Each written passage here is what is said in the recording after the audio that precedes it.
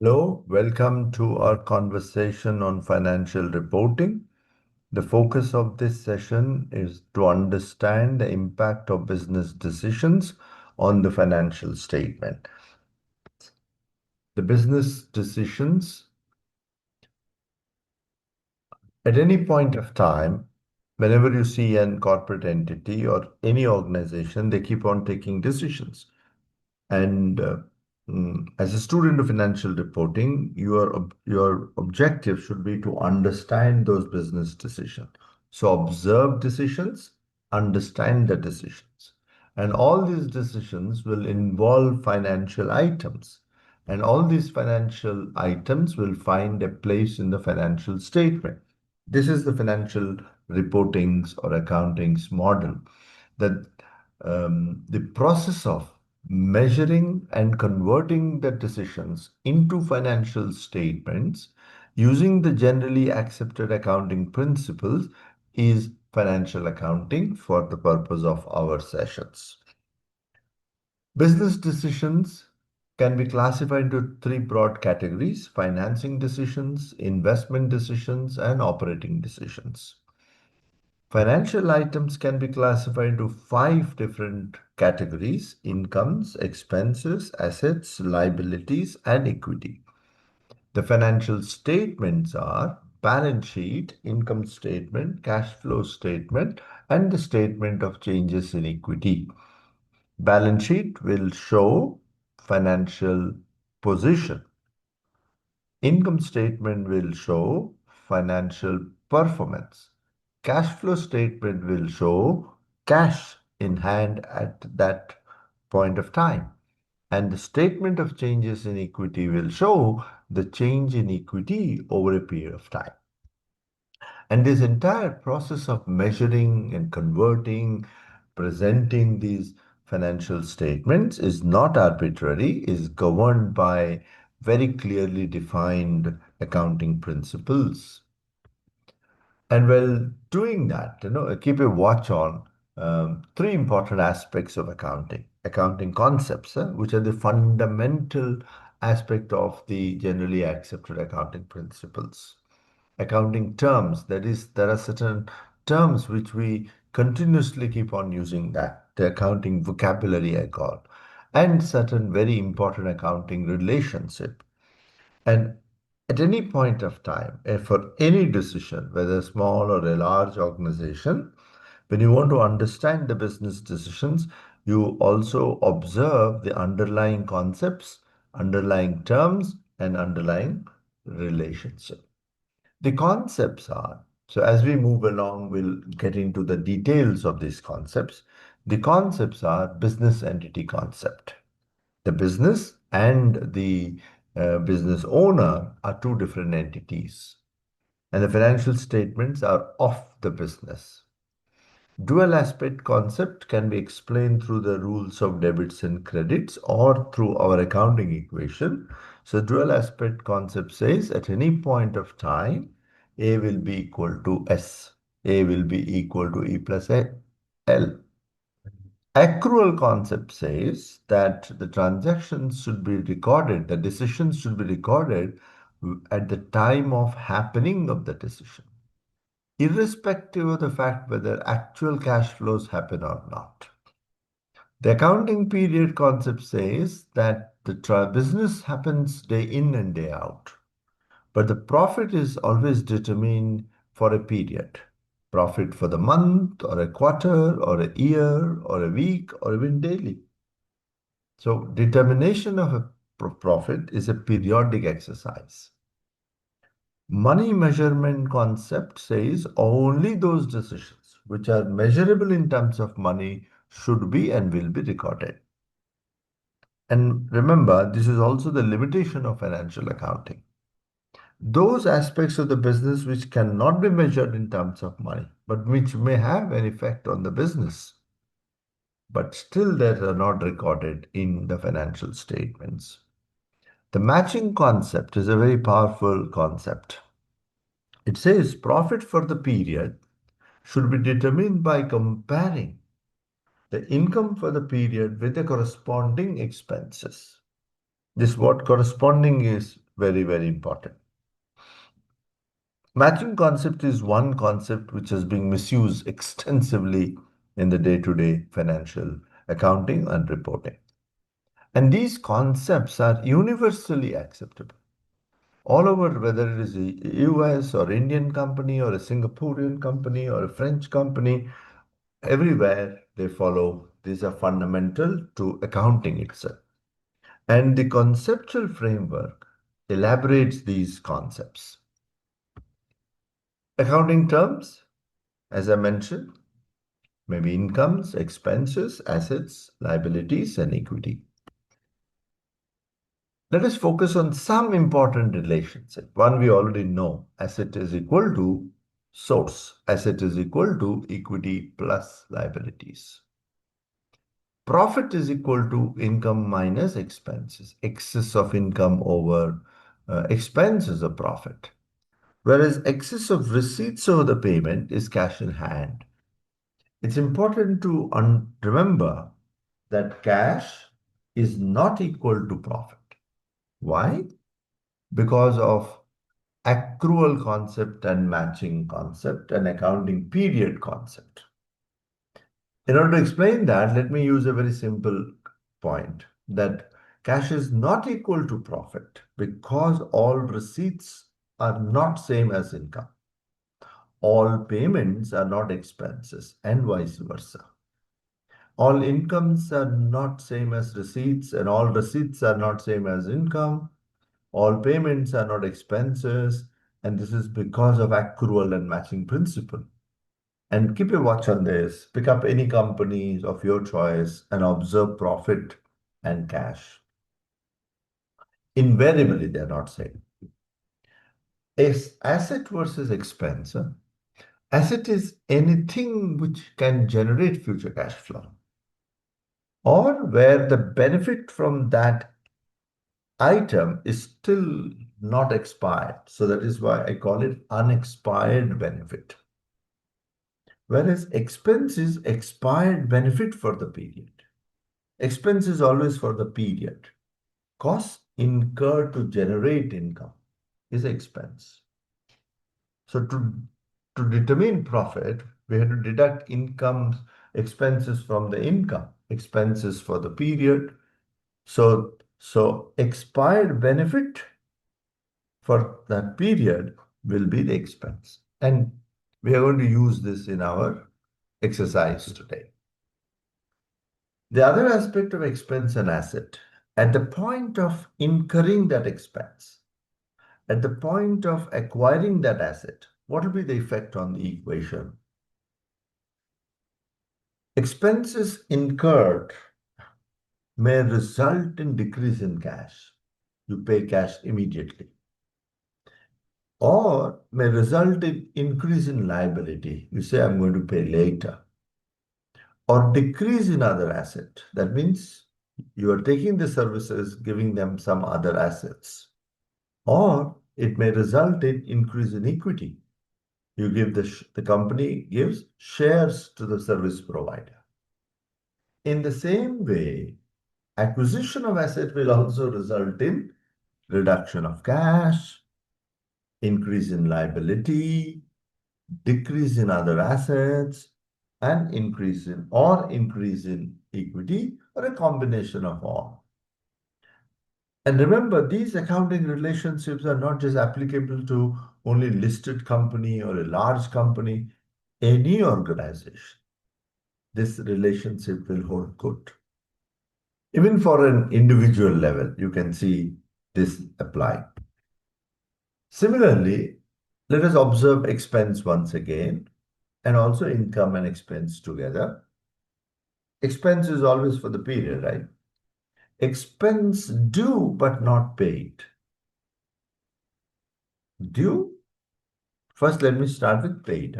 Expense due and paid. There is a cash outflow. It's an expense and payment. Expense due but not paid. There's an expense and a liability. Why should I record it? Because of accrual concept. Sometimes we pay, but it is not due yet. partly due, partly not due. So then the amount which is not due is an asset, unexpired benefit. There's no other way expense will can be discharged. Huh? In the same way, income due and received, there's a cash inflow and income. Due but not received. It's an income for the period because of accrual, because of matching, because of accounting period. But you have not received. Why should I record it? Because of those principles. But because you have not received, you will receive. Therefore, it is an asset. Received but not due. The customer paid advance. It's not income. The company is going to deliver that later. So so the money that the company has received, it's a cash goes up. But is this income? No. You have to provide that service in a later period. So these are some of the important, relevant, recurring relationships. Similarly, before we go to the exercise, let us see profit and retained profit. There are several such relationships. Huh? Profit is excess of income over expenses, I minus E. Whenever there is a profit, the company has to take a decision. The decision is whether to distribute or to retain, because our focus is about is the listed company or a public a joint stock company. So whenever a company earns profit, profit belongs to the shareholder. But whether profit will be received by the shareholders or not, given to the shareholders or not, is the management's decision. If it is decided to distribute, then it becomes dividend. Profit becomes dividend. If the company decides not to distribute, then profit becomes retained profit, then it becomes a source. What is retained profit then? Profit minus dividend is a retained profit. And there will be no change in cash because the company has not paid the dividend. But equity will increase because equity is the shareholders' money. So with this understanding of these relationships and items and certain concepts, this process of converting decisions into financial statement will be now we will observe through the Excel example. Okay. So these are the financial statements. An accounting period is the quarter. That's important. That means I'm going to find profit for the quarter, find cash in hand at the end of the quarter, find financial position, assets is equal to E plus L as on the date of the end of the quarter. So let us take the decision, understand the decisions during this first quarter. Okay? During the first quarter. The company was started by three friends, ABC, and they contributed capital of 100,000. So the company received cash. The company received cash. From whom? The company received cash from the promoter shareholder. Therefore, that is capital. Company received money from the shareholder and it's a capital. Is it an income? Answer is no. It's a source. Within source, it's a part of equity. Within equity, it's capital. So the company now raises loan. The company raises loan of 200,000. When the company raised loan, that means the company received 200,000 once again. There is a receipt. Is this money from the shareholder? No. It's from a bank, an outsider, and that is a source and a liability. Is this an income? No. It's a receipt, but not an income, but a liability. And there is 8% loan, 8% interest. Okay, that's a contract. Because liability is an obligation. Now the company is in buying and selling of goods. and they're purchasing classic books to on credit from M. So what is this? This is the acquisition of assets. What assets? Books. How much did they buy? They purchased the stock of 400,000. They purchased stock of 400,000. Did they pay money for that? The answer is no, they did not pay money for that. Okay. But there is a liability to the extent of payable. Okay, we can call the by name or we can call it trade payable. Payable is a liability, but payable for what? For the purchase of stock. Okay, for the purchase. It's always good to be transparent as much as possible, at least in the early stages. Later on, we'll keep on merging, combining several items together. So acquisition of asset here, acquisition of asset resulted in the creation of a liability. Okay, why is books an asset? Because it has the ability to generate future cash flows. Then the company purchases textbooks from the government publisher, and that is for cash. So there is a purchase of books, again acquisition of assets. Okay, acquisition of assets 85,000, and there is a payment to that effect because they paid money to that extent. Okay, they paid money to that extent. So if you can observe, purchase of books for cash, reduction of cash, purchase of books for credit, creation of liability.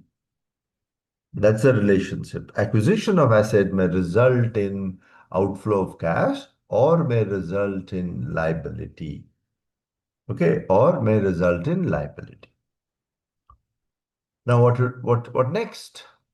The company sold 30% of these classics for cash for a value of 250,000. So this is the company received cash. The company received cash. Okay. Why did the company receive cash? Because they sold goods. What goods? So this is an income. This is an income. It's a receipt and an income. An income, a receipt. But observe, all receipts are not incomes. Some receipts are liabilities, some receipts are equity, some receipts are incomes. But as per the matching concept, whenever there is an income, there has to be a corresponding cost. What is the corresponding cost here? 30% of the stock. 30% of the stock sold for 250,000. 30% of the stock sold for 200. So 30% of the stock is a cost of goods sold. Okay, is cost of goods sold. So what will happen to the classics? The classics will reduce to the extent of 120,000. Okay, classics will reduce to the extent of 120,000. So why did the stock reduce? Stock is an asset. But why did the stock reduce? Stock reduced because to that extent, the stock has become an expense. To that extent, the stock has come down. The stock has not come down because somebody has stolen. Has not come down because it was damaged, but it has been sold. So that is a matching. The revenue should be compared with the corresponding cost. You may ask a question, what's the problem if I put 400,000? Then you are violating matching principle. Violating matching principle.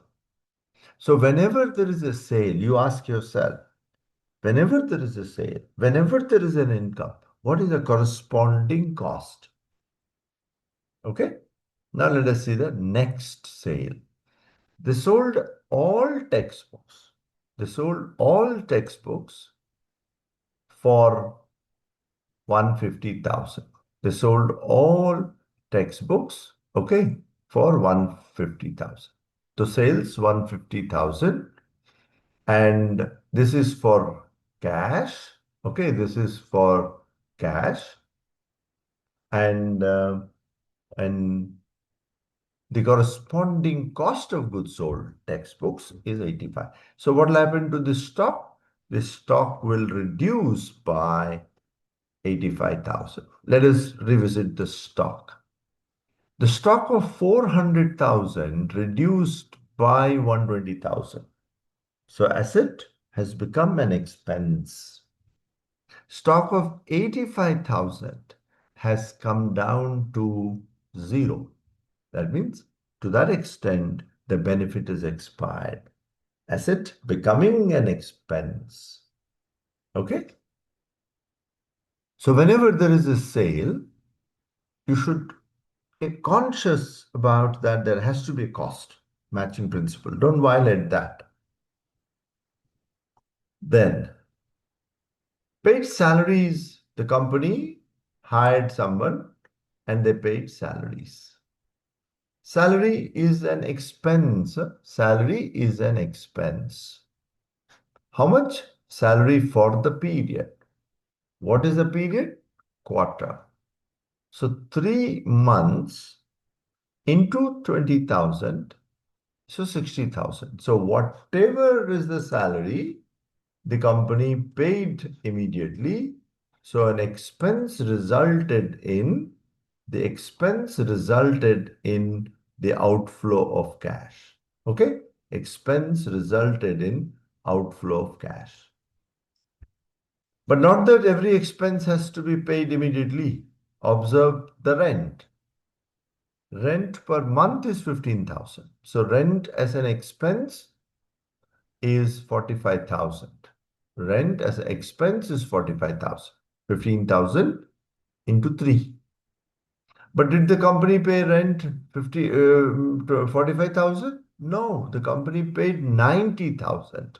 Observe this, 90,000. So payment is 90. Payment is 90. But expense is how much? Expense is only for the period. So every payment is not an expense. If the payment is more than the expense, there is an asset, and that asset is called advance rent. Why is advance rent an asset? Advance rent is an asset because that is unexpired benefit. Why is 45,000 an expense? Out of 90,000, 45,000 benefits expired. Expense paid but not due is an asset because you're going to get the benefit of it. Observe the next expense. Advertisement for the quarter. That means the company might have entered into contract with somebody that for the first quarter, I'm going to pay you 15,000 and you provide the service. The service is advertisement. But is the company paying them in cash? Not fully. Expense is 15,000. But out of 15,000, the company paid 5,000. What about the balance 10,000? The balance they paid by issuing shares. Observe issuing shares. Okay. Observe 100,000 was the capital in the beginning. Now the company is issuing shares. How much? For 15 minus 5. For 15 minus 5. Observe the capital has gone up from 100,000 to 110,000. Capital is now 110. But did the company receive capital 110 in cash? No. The company received 100,000 as cash and 10,000 they've issued shares to an advertisement company. And this happens in many startups. Some people want that. I want to become a member of a shareholder of your company. Good. Now let us see the next. So all these are expenses. Huh? The company, next three transactions, let me handle them together. You observe these are all assets purchase. They're all assets because they're going to be used for 5 years, 2 years, okay, 3 years. So these are all benefits to be accrued in the future. And they all made the purchases at the end of the quarter on June 30th. So these assets, trolley, laptop, Almirah, will be put into use for the next quarter. So they have not used anything. They only acquired assets. Huh? They only acquired asset. What asset? Trolley. How did they buy? Did they pay? The answer is yes. Acquisition of asset resulted in decrease in cash. But are they using it? Did they use it in the first quarter? No, they have not used it yet. If you have not used, so there is no expired benefit. So there is no expense to the extent of the trolley's use, which we call later as depreciation. So in this exercise, no depreciation because the asset has not been used yet. Then we'll see the next asset purchase, laptops. Laptop is acquisition of asset. That also let us assume that we paid money. Okay, let us assume that you paid money. Acquisition of asset resulted in cash outflow. What about Almirahs? Old Almirahs they purchase. But observe, old Almirahs, when they purchase, okay, they did not pay, the company did not pay this money in cash, but by issuing shares. By issuing shares. So the capital will once again increase by, capital will once again increase by 25,000. Okay, now observe capital once again. Capital, the company was started with 100,000 capital. That 100,000 was contributed as cash by the promoter shareholder. But after that, two other persons also become shareholder. One is advertisement company. The other is a seller of the old Almirah. So increase in capital is not always because of increase in cash. There are also other considerations possible. Then it says tax payable, but it is payable at the end of the year. But before you pay the tax, it is always important to find the PBT. But to find PBT, I have to also show interest, accrual. Interest is, I've already mentioned, 8% rate of interest on loan, 200,000. But since our accounting period is 3 months, interest is 8% for 3 months, 8 by 12. But did you pay interest? No, we are not paying interest now. Let us make an assumption that interest will be paid at the end of the year. If nothing is given, you have freedom to decide, okay?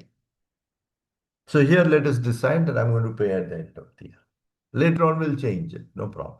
If interest is not paid, expense due but not paid is a liability. Expense due but not paid is a liability. Expense paid is outflow of cash. So interest is an expense, no payment, but a liability. So now we have we are ready to derive the PBT, incomes minus the expenses, always by the end of the period, determine profit and pay tax or make it payable, and then find cash, balance the equation. So tax is equal to 25%. Tax is that 25% is not 25% per annum. It's a 25% into the profit for the period. So tax is equal to 17,750. And it's mentioned the tax is going to be paid at the end of the year. So no payment, but there will be a liability. Expense not paid is a liability. In this case, interest not paid, interest payable, tax payable, they're all liabilities. Even if they're not paid, they're shown in the income statement because they're expenses for the period, accrual, matching, accounting period. That is why I said accrual, matching, and accounting period are very, very important, which affects the financial statements. Now, PBT minus tax is PAT, profit after tax. As we discussed in the early part of the conversation, whenever there is a profit, the company has to decide, okay, whether to pay dividend or not. If no payment of dividend, then I'm going to transfer entire profit as a retained profit to the balance sheet. Okay. Entire profit is transferred. Then find cash.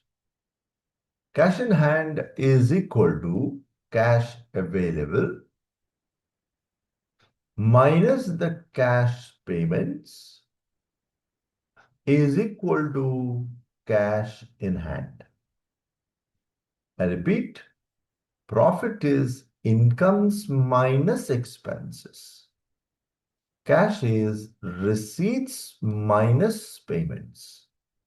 And cash in hand is an asset. Okay, cash in hand is an asset. So we transfer, and this will show two important relations. You see that cash comes from the cash flow statement, and profit or retained profit comes from the income statement. And by doing this, your automatically equation should tally. A should be equal to, okay, A should be equal to E plus L. Okay, you can see that 800. It has to be, there is no other way. Because that's a fundamental principle that if you have assets, there has to be corresponding sources.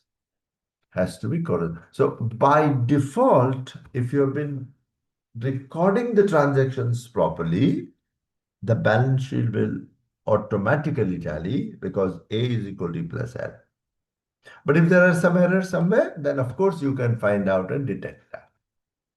Let us see the summary of the balance sheet. So assets is equal to liabilities plus, okay, liabilities plus equity. Okay, what are the liabilities? Loan payable, interest payable, tax payable, trade payable. All payables are liabilities. Liabilities plus equity. And what is equity? Capital plus retained profit. Equity is the shareholders' money. Liabilities are outsiders' money. Let us find a summary income statement. The summary income statement is incomes. In this case, my income is 250 plus 150, the sale of books. Expenses are the summation of all these items. Okay, COGS, salary, rent, advertisement, interest. Doesn't matter, paid or not paid. Accrual. matching accounting period. So profit is equal to income minus expenses. Cash in hand is equal to receipts minus payment. Okay, receipts 700,000, payments. Okay, payments are all these payments. Observe expenses and payments for a minute. Observe expenses and all payments are not expenses. This is important. All payments are not expenses. All expenses are not payments. So therefore, cash in hand is not equal to profit, because cash in hand is an asset, profit is for the P. Later on we'll see cash in hand is also not equal to retained profit. Retained profit is a source. Cash is an asset. So the process of converting, this is important. This is what the objective of this session was, that observe the decisions, understand the decisions, identify the items, and convert them into financial statement. Here, I did not mention about the statement of changes in equity. We'll discuss that in one of our future sessions. You may ask a question here to say that in real world, whether the financial statements look like this, the answer is yes and no. In principle, balance sheet is sources and assets. A is equal to E plus L. That stays. Income statement is income minus expenses, and cash is equal to receipts minus payment. That is not going to be violated everywhere, all over the world. But the presentation will have some more items, which we are going to see when we'll start using Ind AS 1. Ind AS 1 is the accounting standard for financial statements. Here we just wanted to see the relationship between the business items, business decisions, and financial statements. I'd like to close by reminding you that financial statements are interconnected and interdependent. Financial statements are interconnected and interdependent, right? Because the financial statements are interconnected and interdependent, it's always make a habit to prepare them together. Don't prepare balance sheet first, then income statement, then cash flow statement. Pick up transaction decision by decision and keep on observing the impact of those decisions on A, E, L, I, expenses, receipts, and payment. So that is, that template, that framework, that model. What is the model? Understand the decisions, identify the items, measure the items, apply the gap, convert them into financial statements.